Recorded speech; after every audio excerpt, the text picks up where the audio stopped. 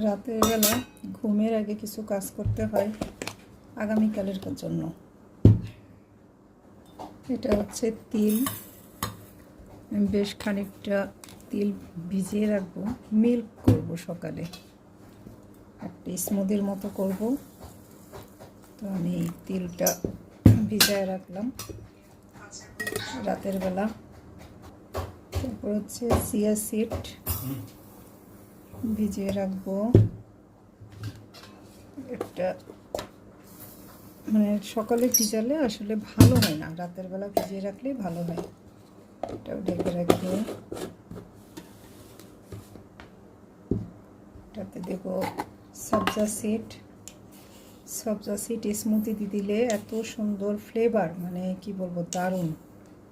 একটু বেশি ভিজে রেখে আমার তো খুবই মানে ভালো লাগে সবজা সিড।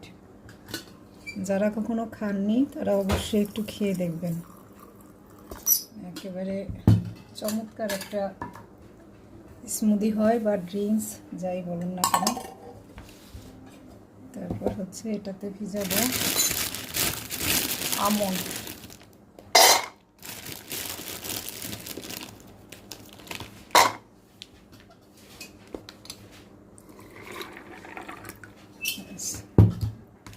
এই কাজগুলো আগে না করে রাখলে এটা দিয়ে আর কোনো খাবার তৈরি করা সম্ভব হয় না। এছাড়া আমার এই যে কাতিলাগাম ভিজানো আছে, একটু পানি দিয়ে রাখি।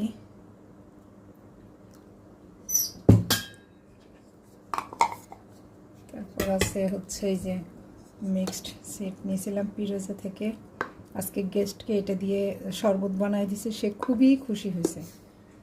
এইভাবে আর কি সকালেরটা রাতে, রাতেরটা সকালে গুছিয়ে রাখতে হয়, না হলে আসলে সম্ভব হয় না। হেলদি লাইফস্টাইল পালন করতে গেলে এই কষ্টটুকু করতেই হবে।